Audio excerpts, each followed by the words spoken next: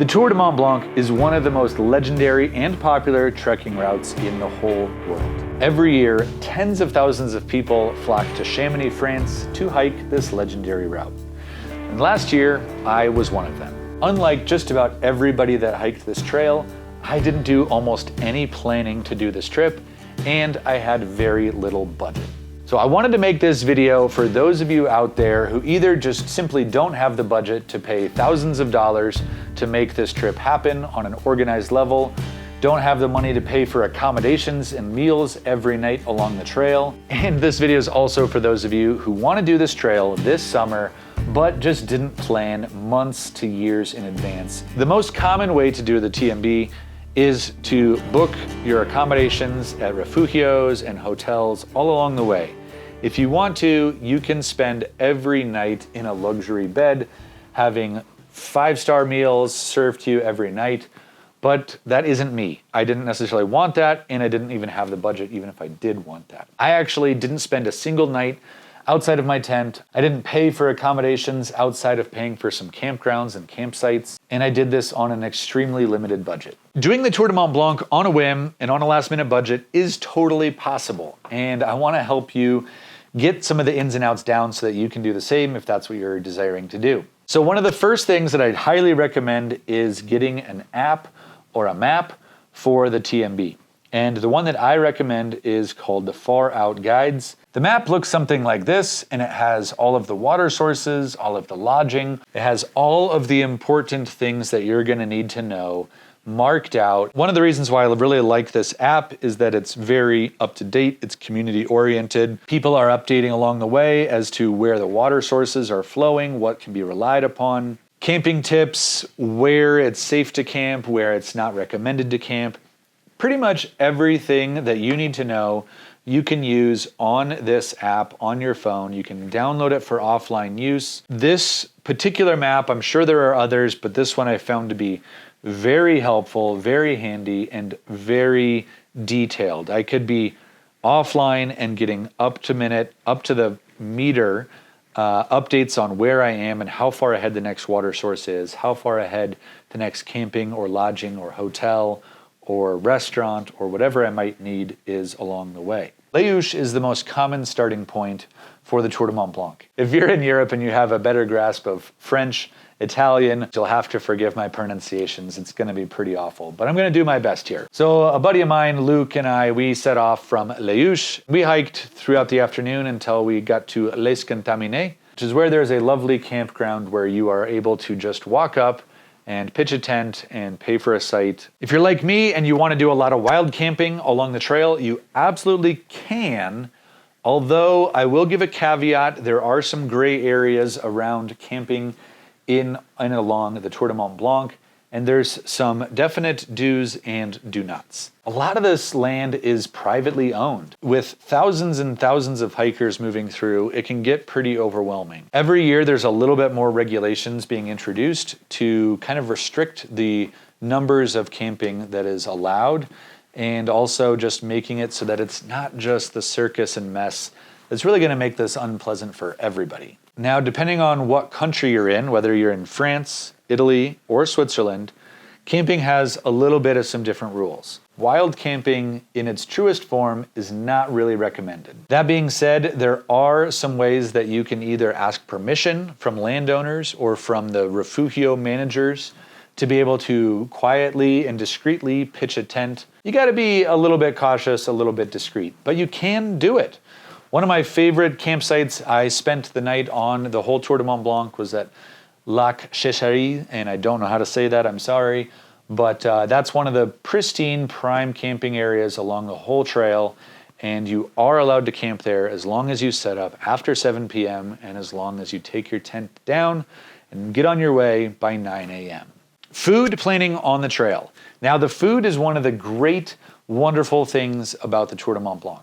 You do not have to carry 3, 4, 5, 6, 7 days worth of food. You can carry a very limited amount of food every day on the trail. My plan was every day we'd pass through some little town, some little village where I could restock with bread, with cheese, with sausage, with snacks. I could buy a pizza, I could buy a meal at a cafe, and just eat my way through the trail without having to carry much beyond the next few hours worth of food.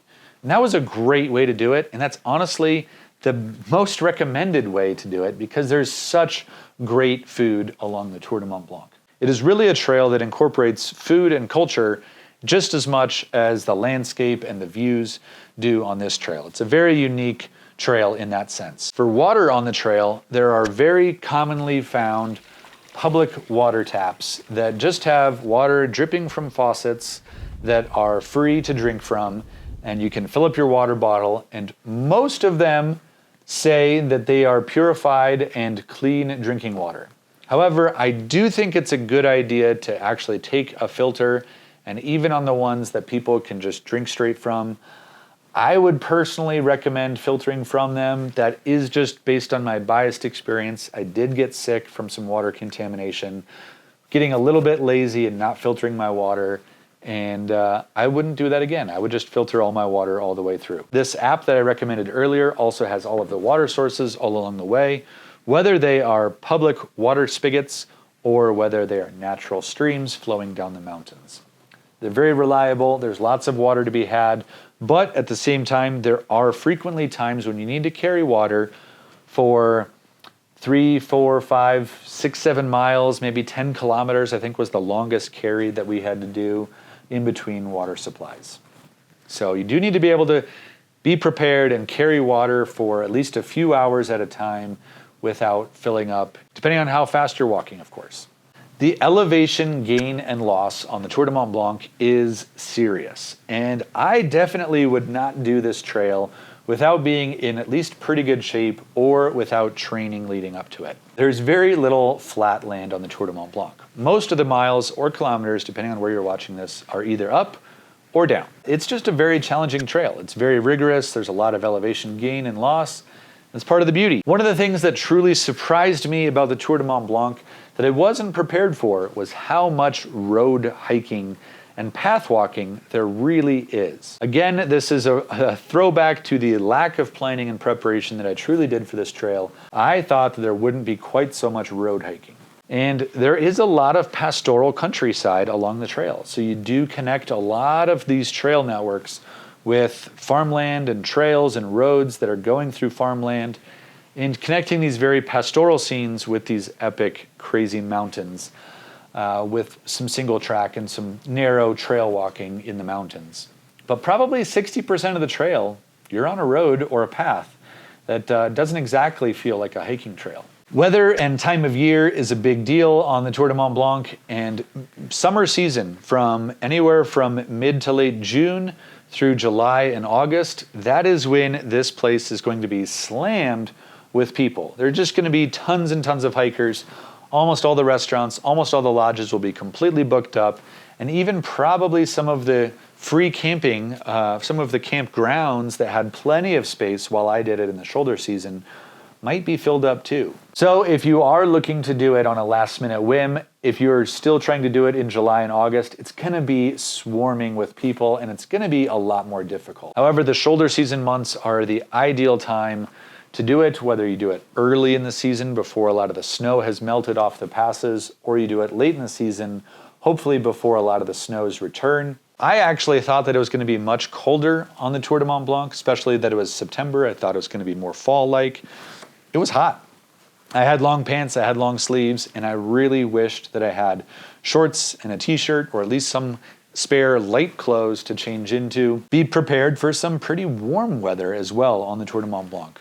Of course, some of these high passes, anything can happen, and it is absolutely imperative that you are prepared for cold, windy mountain weather that can sweep in and sweep through at any time. So make sure that you have appropriate rain gear and adequate layers for cold mountain conditions in case the weather does really turn on you. One of the last things I want to talk about is just simple trail etiquette on the Tour du Mont Blanc. You're often hiking through people's homes, so trying to be respectful as possible and making sure that the Tour du Mont Blanc is a celebrated place that people can hike for years and generations to come.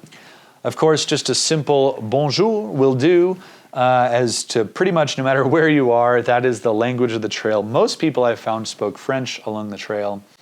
Even in Italy and even in Switzerland, people would say bonjour to pretty much every passing hiker. Let's talk about money real quick. How much did I spend? This is all about budget travel.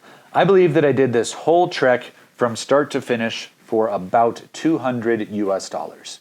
Now that is quite the difference between what most people are going to spend, especially if they're doing it kind of the luxury way, where it's going to be really hard to spend less than $3,000, $4,000, $5,000 US to do this trail. And of course, there is room for anything on the spectrum in between. If you want to go budget, but then occasionally maybe get one night of a hotel and spend some nice money on good food, you absolutely can do that. You can pretty much spend as much as you want.